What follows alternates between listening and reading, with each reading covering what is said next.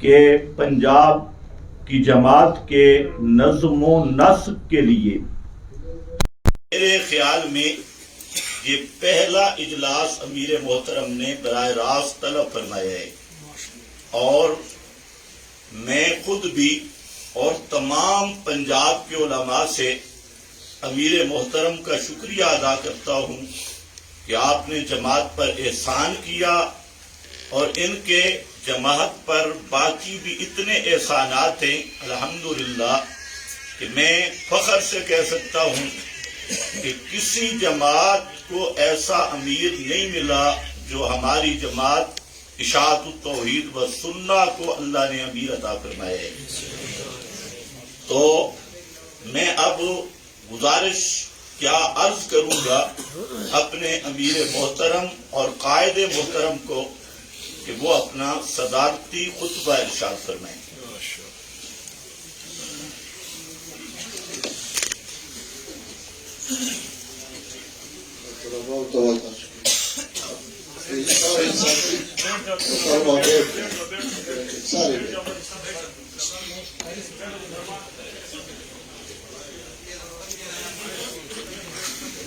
سارے بیٹھ جائیں سارے۔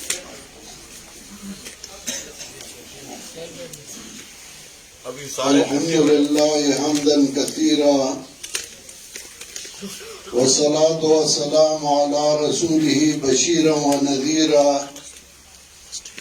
وداعیا الی اللہ بإذنہ وسراجا منیرا وعلی آلہ واصحابہ اجمعین۔ اما بعد، رب اشرح لی صدری ویسر لی امری واحلل عقدۃ من لسانی یفقہوا قولی۔ میرے محترم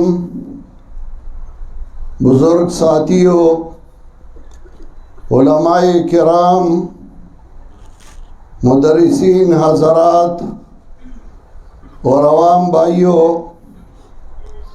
میں آپ سب کا بہت بہت مشکور ہوں کہ آپ نے بہت دور دراز سے سفر کیا یہ سردی کے موسم میں، اور میرے ایک دعوت پہ آپ سب حاضر ہوئے۔ اللہ تعالیٰ آپ سب کو جزائے عظیم عطا فرمائے، اور اللہ تعالیٰ ہماری یہ محبت ہمیشہ قائم و دائم رکھے۔ آپ سب کے دل میں کچھ سوالات ہوں گے، شکوک ہوں گے، شبہات ہوں گے کہ ہم نے اجلاس کس مقصد کے لیے بلایا ہے، آج کیا ہو رہا ہے، اور کون کون سے فیصلے ہوں گے۔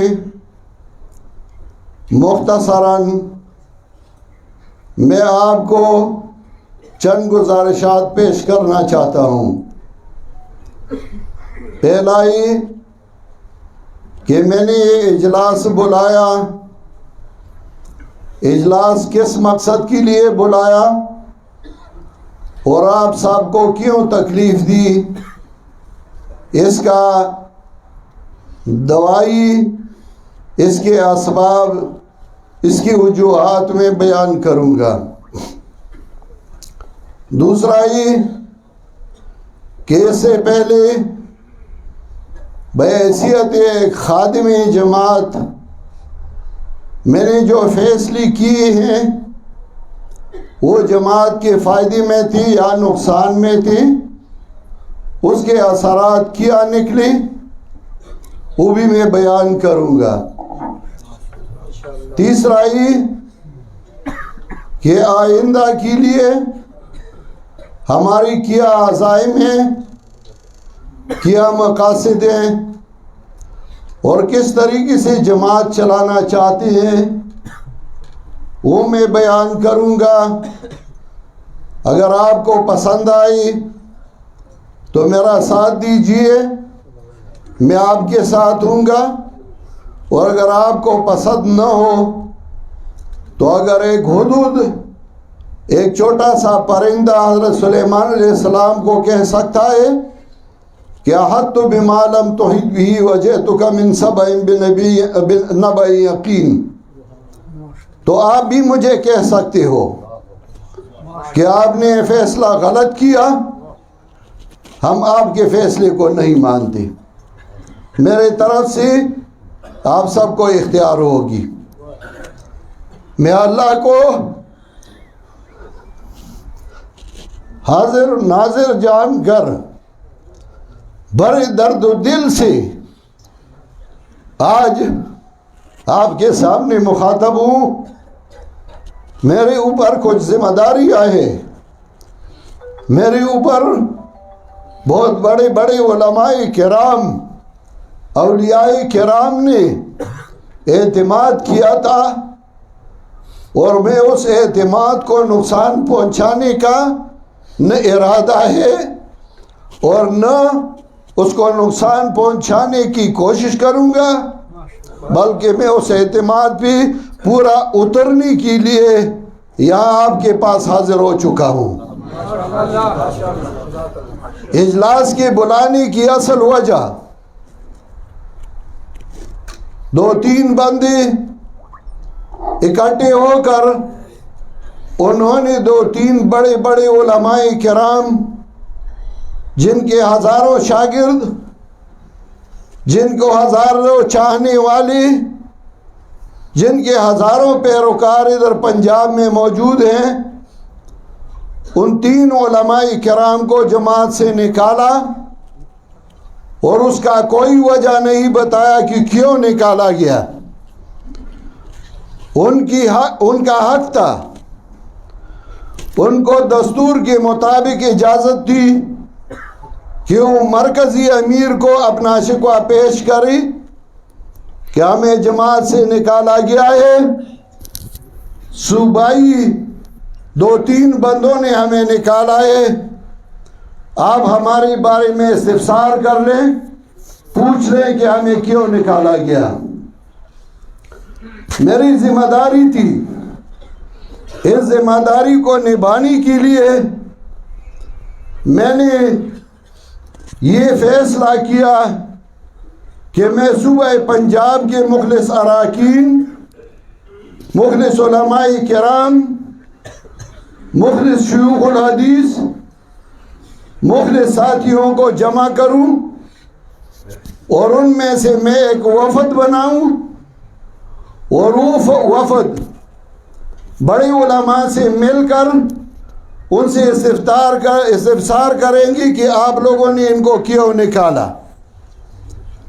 جب میں نے یہ اعلان کیا اور میں نے شورا طلب کی، میں نے علماء کو طلب کیا، میں نے شیوخ الحدیث کو طلب کیا، تو پنجاب میں ایک آگ بڑھ اٹھی، مجھے پتہ ہی نہ تھا، اور شور مچ گیا کہ جماعت میں اختلاف، امیر صاحب کے ساتھ اختلاف، فلاں فلاں کے درمیان اختلاف ہے، اور یہ جماعت کو ٹکڑے ٹکڑے کرنا چاہتا ہے۔ میں تو جماعت کو منظم کرنا چاہتا تھا، میں تو جماعت میں اتفاق و اتحاد لانا چاہتا تھا، میں تو جماعت کو ایک ہو کے دیکھنا چاہتا تھا، لیکن کچھ بچونگڑے اٹھے اور انہوں نے میرے عزت پہ حملے شروع کیے، بڑے بڑے علماء کرام کی عزت پہ حملے شروع کیے، اور چھوٹے بچونگڑے جو نہ دین کو سمجھتے ہیں، نہ قرآن کو سمجھتے ہیں، نہ حدیث کو سمجھتے ہیں، اور انہوں نے تقریروں میں شروع کیا کہ ہم نے نکالے ہیں، کون اندر داخل کر دیں گے۔ میں حیران ہو گیا کہ ہمارے معاشرے میں ہمارے بچے تو ہمارے سامنے منہ بھی نہیں کھول سکتی، یہ کیسے گرانوں میں، کیسے معاشروں میں یہ پلے ہیں، ان کو کسی نے تہذیب بھی نہیں سکھائی، ادب بھی نہیں سکھائی، اور یہ نتیجہ نکلا کہ اب جماعت میں اتنا پریشانی اور اتنا خفگان ہو رہا ہے۔ میں نے آپ لوگوں کو اس لیے نہیں بلایا تھا کہ میں کسی کا مقابلہ کروں، نہ میری یہ عادت ہے. ہاں میں اپنے ذاتی مسائل میں نے بہت سارے مقابلے کیے ہیں. میں حکومتوں سے بھی لڑا ہوں. میں نے وزیر داخلہ کو بھی کسی زمانے میں چیلنج کیا تھا. میں کر سکتا ہوں اور الحمدللہ اللہ تعالیٰ نے مجھے وہ طاقت دی ہے. لیکن جماعت کے اندر میں سب سے اپنے آپ کو کمزور سمجھتا ہوں. جماعت کے اندر جماعت کے فائدہ کے لیے، جماعت کے کامیابی کے لیے میں اپنے آپ کو علماء تو درکنار ایک طالب علم کا خادم بھی سمجھتا ہوں. چجائی کہ میں کسی عالم کی بے عزتی کروں، چجائی کہ میں ایک محترم، ایک مدرس، ایک عالم اور ایک خطیب کی بے عزتی کروں.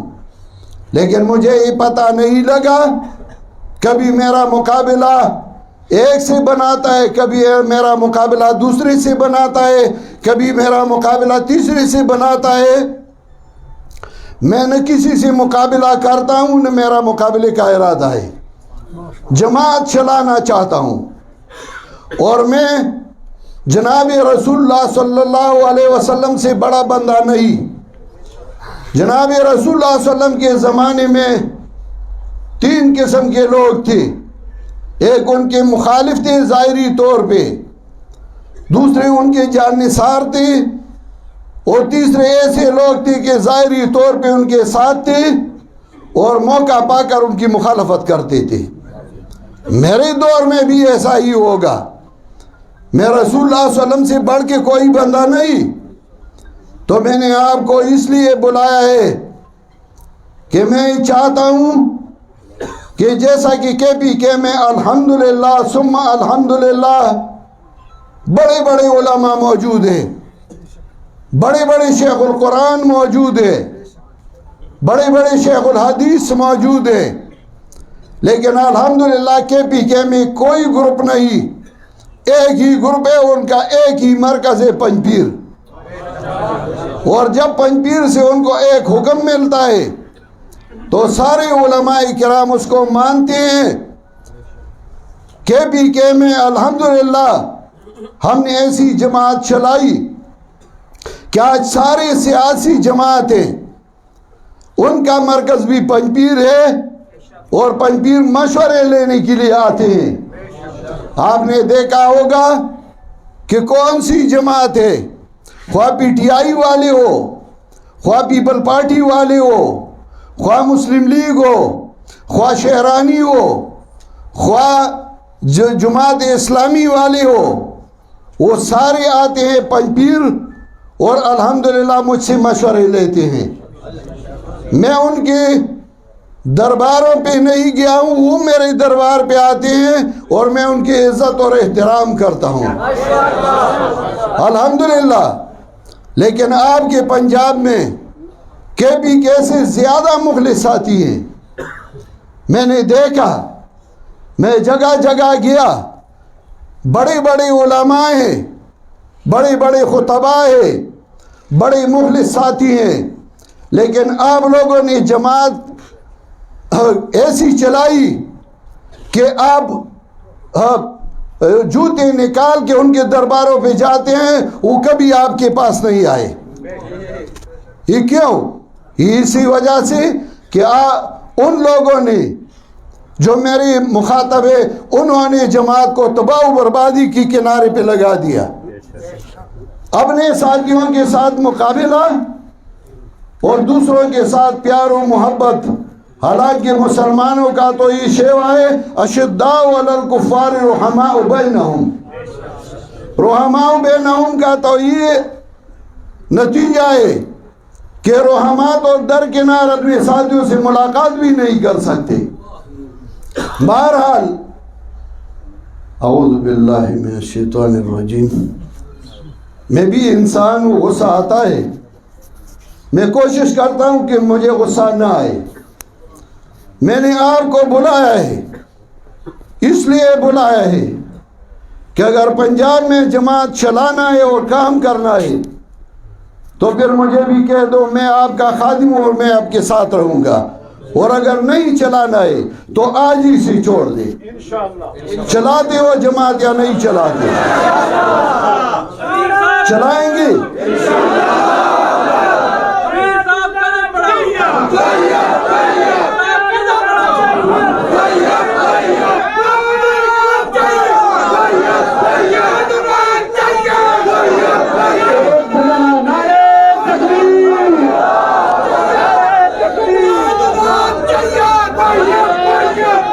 اب آگے چل کر تیری حیات میری حیات. بیٹھ جائیں بس. اب آگے چل کے لاؤڈ سپیکر مائک تار ذرا بچا کے رکھنا نیچے. یہ ٹھیک کر دیں. استغفر اللہ. چلے ویسے میری آواز پہنچتی ہے. اب آگے چل کے میں سابقہ کارگزاری تھوڑا سا پیش کرتا ہوں. تقریباً 35 سال سے مجھے اس جماعت کا امیر بنایا گیا ہے. میں اپنے آپ کو آپ میں سے کسی بھی بندے سے بالا تر نہیں سمجھتا. میں آپ سب سے کم تر ہوں، کم علم ہوں، ناسمجھ ہوں، کمزور ہوں، اور میں آپ سب کا خادم ہوں. لیکن 35 سال میں کوئی بھی یہ ثابت نہیں کر سکتا کہ میں نے ایسا کوئی کام کیا ہو جس کی وجہ سے جماعت پہ آنچ آئے. میں نے جماعت سے ایک پیسہ نہیں لیا ہے. میں نے جماعت کو کبھی بھی اپنے ذاتی کام کے لیے استعمال نہیں کیا ہے. میں کبھی کسی بڑے اور مالدار اور خان اور نواب اور چودھری کے در پہ نہیں گیا ہوں کہ میں جماعت اشاعت توحید و سنہ کا امیر ہوں، مجھے میرے مدرسے کے لیے چندہ دے دو. ہاں مدرسہ ہے، لوگ تعاون بھی کرتے ہیں. جس نے تعاون کیا ہے میں نے اس کا شکریہ ادا کیا ہے، لیکن میں نے کبھی زندگی بھر تعاون کے لیے اور چندی کے لیے کسی کے سامنے سر نہیں جھکایا ہے.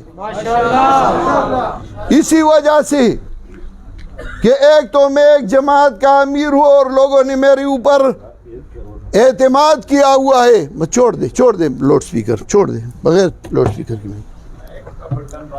میرے اوپر اعتماد کیا ہے. ایسا نہ ہو کہ میں ان علماء کا مجرم بن جاؤں جنہوں نے میرے اوپر اعتماد کیا ہے اور قیامت کے دن وہ مجھے گریباں سے پکڑے. میں نے یہ کوشش کیا ہے کہ میں ایک ایسے عظیم باپ کا بیٹا ہوں کہ اس کا سر کسی بھی بادشاہوں کے سامنے نہیں جھکا. میں کبھی بھی کسی کے سامنے سر جھکانے والا نہیں. میں نے اسی وجہ سے اس جماعت کی ترقی کے لیے وقت سوچا کہ جماعت کو کیسی ترقی ملے گی تاکہ قیامت کے دن ہم اپنے اکابر کے ساتھ ملے تو ہم سر جھکا کے نہیں ملے، سر اٹھا کے ملے کہ آپ کے بعد ہم نے کام کیا تھا اور الحمدللہ آپ کے دشمن بھی اس کے قائل ہوں گے. میں نے جماعت کے 4 جھنڈے تھے، میں نے ایک جھنڈا بنا دیا جو کالا جھنڈا تھا اور درمیان میں سفید گول. آسان جھنڈا تھا کیونکہ اس زمانے میں نوجوانوں کا علیحدہ جھنڈا تھا، بڑی جماعت کا علیحدہ جھنڈا تھا، افغانستان کے لیے علیحدہ جھنڈا تھا. تو میں نے یہ کوشش کی کہ ایک جھنڈا بنا دوں تاکہ آئندہ کے لیے جب میں اجتماعات بلاتا ہوں، اجتماعات کرواتا ہوں، اسی زمانے میں ہمارا اجتماع نہیں ہوتا تھا. السلام علیکم.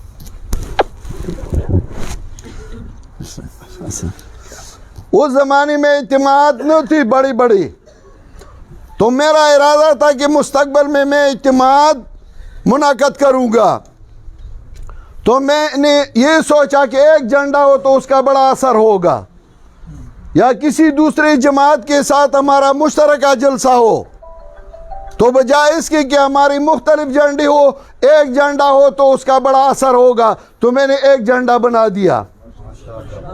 10 سال تک وہ جھنڈا تینوں صوبوں نے قبول کیا تھا۔ پنجاب کے جو مخلص اراکین اور رفقا تھے وہ ساری اس کو قبول کرتی تھی، لیکن چند اشخاص نے اس کو قبول نہیں کیا۔ کیوں قبول نہیں کیا؟ ہم سے اجازت نہیں لیے۔ امیر مہتا اجازت ان سے لیتا تھا، لیکن پھر بھی میں نے کبھی نہیں کہا کہ میں امیر ہوں، میں کیوں تم سے اجازت لوں۔ آخر کار میں نے راولپنڈی میں اجلاس بلایا، وہ 3-4 بندے اور میں اکٹھے بیٹھ گئے۔ میں نے کہا چلے، میں نے جو جھنڈا بنایا تھا وہ صحیح نہیں، اب آپ ایک جھنڈا بنا دے۔ انہوں نے اسی جھنڈے کو تبدیل کر کے اس میں 4 رنگ ڈال دیے اور جھنڈا اتنا مشکل بنا دیا کہ اب اگر ایک بچہ اپنی ماں کو کہتا ہے کہ میرے لیے جھنڈا بنا دو تو نہیں بنا سکتا۔ لیکن پھر بھی میں نے قبول کیا جماعت کے لیے، تاکہ جماعت میں انتشار پیدا نہ ہو جائے۔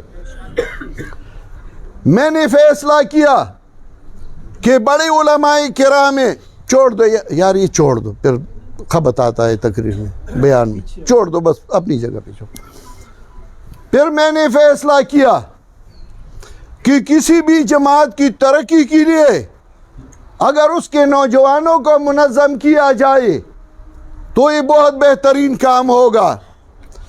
میں نے اس کے لیے نوجوانان توحید و سنت کی تنظیم بنا دی، اور یہ میں نے بنائی تھی۔ اس کے منشور میں اب بھی لکھا ہے کہ نوجوانان توحید و سنت کا سرپرست اور سربراہ امیری جماعت ہوگا۔ اس وقت مجھے یاد ہے میں نے مولانا مصباح الدین شہید کو امیر بنا دیا، اور میں نے اس کے لیے ناظم اعلیٰ شاکر محمود رحمہ اللہ کو بنا دیا، تاکہ راولپنڈی سے بھی ایک بندہ ہو، اور اس کے لیے میں نے اراکین بنا دی۔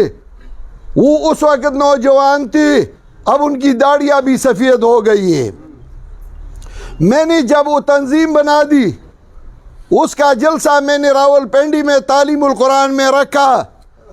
جب ہم آئے تو تعلیم القرآن کے دروازے بند تھے اور ہمیں اندر نہیں چھوڑتے تھے۔ یہ ساجد بھائی اب بھی گواہ ہے، اس وقت لڑکا تھا، یہ تھا، ان کے ساتھ دوسرے ساتھی تھے۔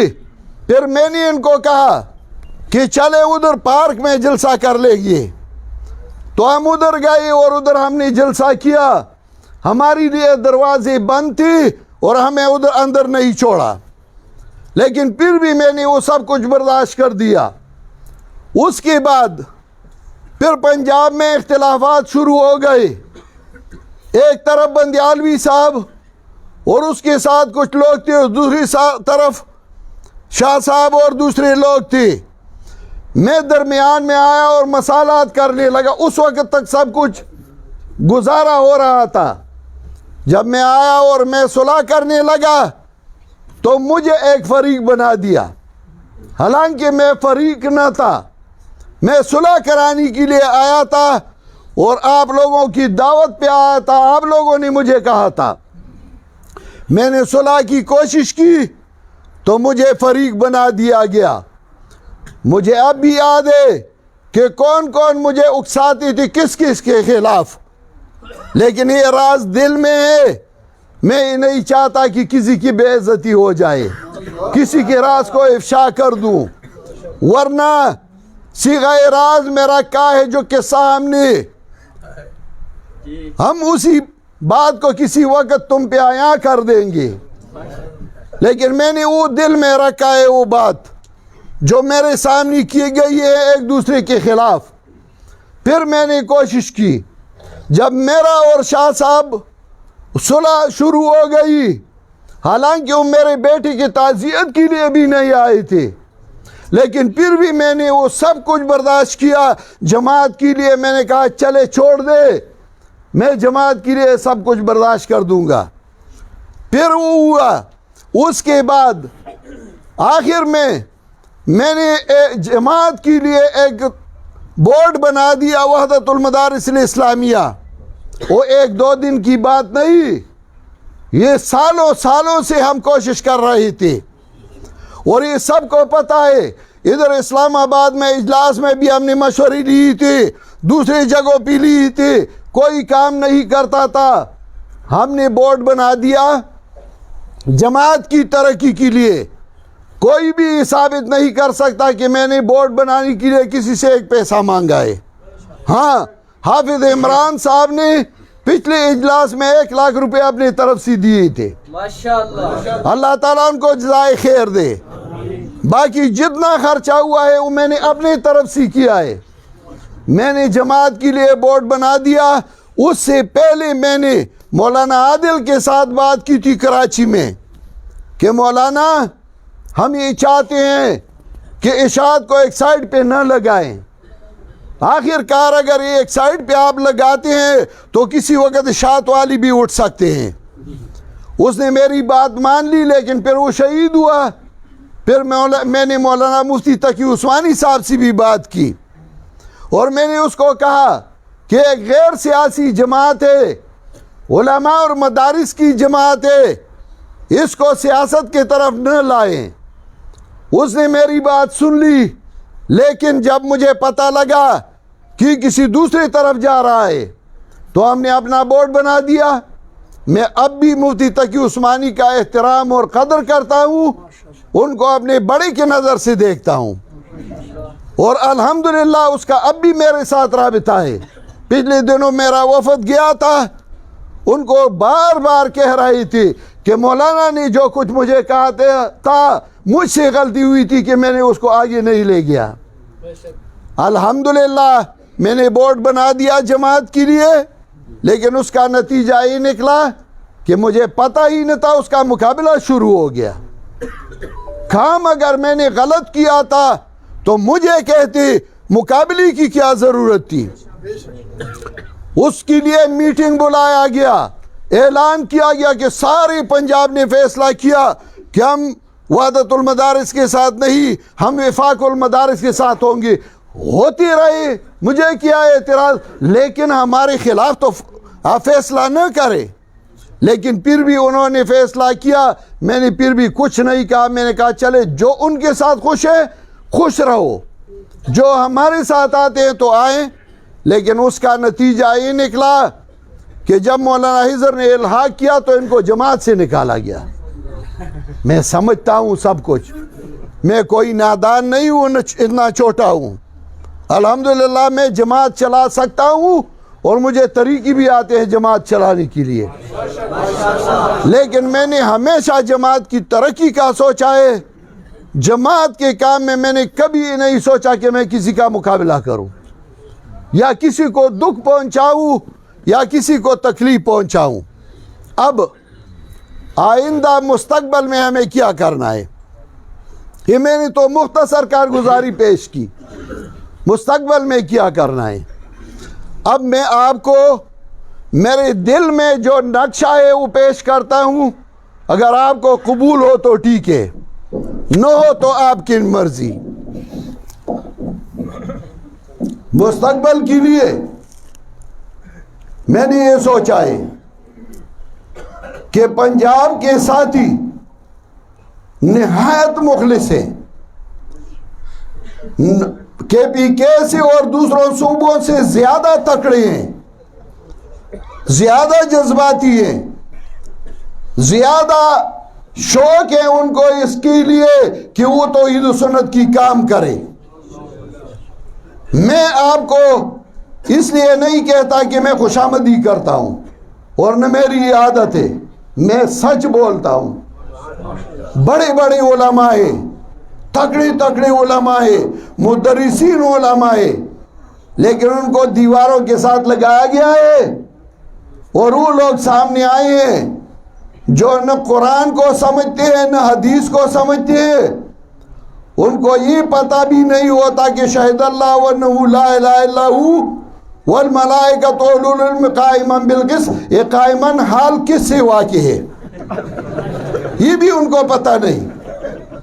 خیر یہ تو علمی بات ہے، ان کو یہ بھی پتہ نہیں کہ الحمدللہ کہاں کہنا چاہیے اور کہاں نہیں کہنا چاہیے. تو کہتے ہیں کہ ہمارے بڑے بڑے علماء تھے جو فوت ہو گئے الحمدللہ، ان سے کیا گلا اور شکوا. خیر پھر بھی درمیان میں ایک بات آپ کو ذرا تازہ کرنے کے لیے کہتا ہوں. ایک آدمی نے اپنی بیٹی کی شادی کی، تو جب ان کے گھر دلہن لے آئی تو عام عادت چائے بنا دو. دیکھتے ہیں کہ چائے بنا سکتی ہے یا نہیں بنا سکتی. وہ اکٹھے بیٹھی تھی، دلہن بھی بیٹھی تھی، ساس بھی بیٹھی تھی، سسر بھی بیٹھا تھا، اس کے دیور بھی بیٹھی تھی، بڑا دیور بھی تھا، چھوٹی بھی تھی، اکٹھے بیٹھی تھی اور دلہن چائے بناتی تھی. دلہن چائے بناتے بناتے اس کا خیال نہ تھا تو اسے پت نکل گئی. پت کہتے ہیں نا، پت نکل گئی. جب پت نکل گئی تو سارے پریشان ہو گئی، ملامت ہو گئی کہ یہ کیا ہوا.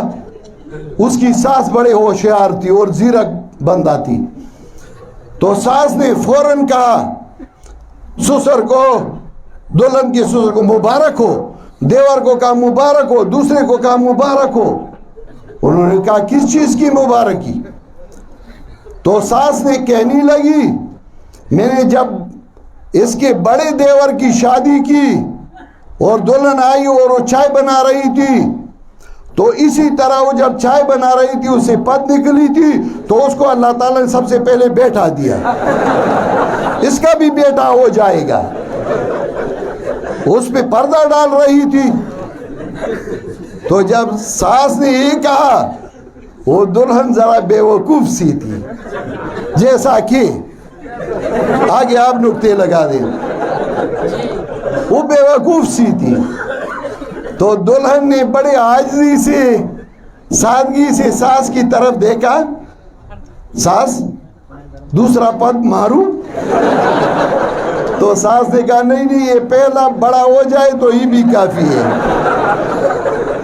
کچھ لوگ ایسے ہیں اس پہ ہم پردے ڈال دیں وہ دوسرا مارتے ہیں.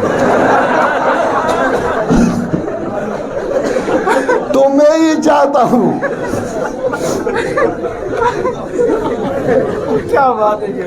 میں یہ چاہتا ہوں کہ جماعت کا کام ہو جائے اور جماعت چلے. تو درمیان میں ایک بات میں بھول گیا، نوجوانوں کی تنظیم میں نے بنائی تھی. تو جب ادھر اختلافات شروع ہوئے میں نے پنجپیر میں اجلاس بلایا، جس میں مولانا علامہ عطا اللہ بندیالوی صاحب تھی، مولانا احمد شعیب صاحب تھی، راول پنڈی والی تھی، میں تھا، اور میں نے سید ضیاء اللہ شاہ بخاری کو بھی بلایا تھا لیکن وہ تشریف نہ لائے. میں نے فون کیا کہ شاہ صاحب آپ تشریف نہیں لائے. انہوں نے کہا آپ لوگوں نے جو فیصلہ کیا مجھے منظور ہوگا. ہم پنجپیر دارالقرآن میں بیٹھی تھی، واللہ باللہ سمت اللہ. میں نے ان سے پوچھا کہ پنجاب میں اتحاد و اتفاق کس طرح آئے گی؟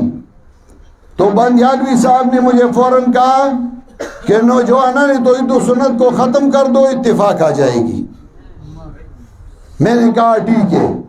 مولوی احمد شعیب بھی اس کا گواہ ہے، اور اگر دوسرا اللہ کو حاضر و ناظر جان کر کہے تو وہ بھی گواہ ہے. تو میں نے کہا ٹھیک ہے، اس پہ اتفاق آتا ہے آپ کا تو ختم کر دیں گے. میں نے فون کیا شاہ صاحب کو, اس نے کہا آپ لوگوں نے جو فیصلہ کیا منظور ہوگا. ہم نے ختم کیا, لیکن اس کے بعد تینوں صوبوں میں ختم ہوا اور پنجاب میں اب بڑی جماعت کا مقابل بن گئے ہیں. لیکن پھر بھی ہم بچوڑوں کو اپنے مقابل نہیں سمجھتے. وہ تو بچوڑوں کا کیا مقابلہ کریں گے, یہ تو ہمارے شان کے مناسب بھی نہیں ہے. ہم ان کی اصلاح کریں گے, اصلاح ہو گیا تو ٹھیک ہے, نہ ہوا تو پھر طریقے ہمیں آتے ہیں انشاءاللہ. اور مجھے ڈراتے ہیں کہ ہم چاروں صوبوں میں کام کریں گے. آپ نہیں, میں آپ کو دعوت دوں گا, آئے آپ کام کریں. میں تو کام کرنے سے آپ لوگوں کو منع نہیں کرتا, میں تو یہ چاہتا ہوں کہ کوئی کام کرے. ہاں, اتنا میں نے کیا کہ جو لوگ آپ کے ساتھ مقابلہ, آپ کے ساتھ ملاقات بھی نہیں کرتے تھے, اب انشاءاللہ جلسوں میں آئیں گے. ان کو میں نے اپنے کمروں سے نکال دیا, اور جو لوگ اپنے پاس موبائل نہیں رکھ طریقے, تو اب میرا ارادہ یہ کہ میں پنجاب کو منظم کر لوں. اگر آپ میرا ساتھ دیتے ہیں تو انشاءاللہ مجھے وہ طریقے آتے ہیں, اور 6 مہینے آپ انتظار کریں.